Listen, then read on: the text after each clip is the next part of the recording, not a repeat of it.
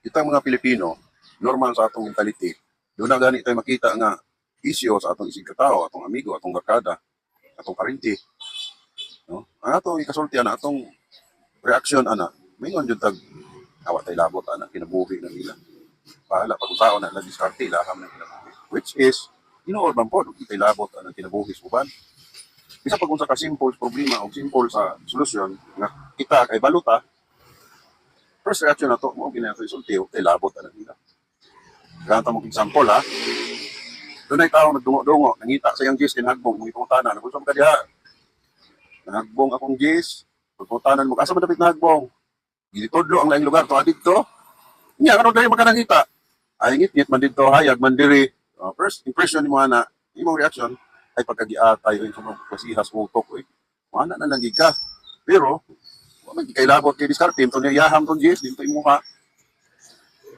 Ato karong ibasi connect sa gobyerno. Naading anak nga, ibuhat sa gobyerno nga.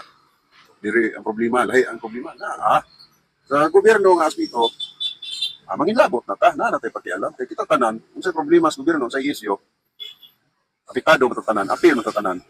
So, ako'y sulti. Ano itong problema karon? Oil crisis.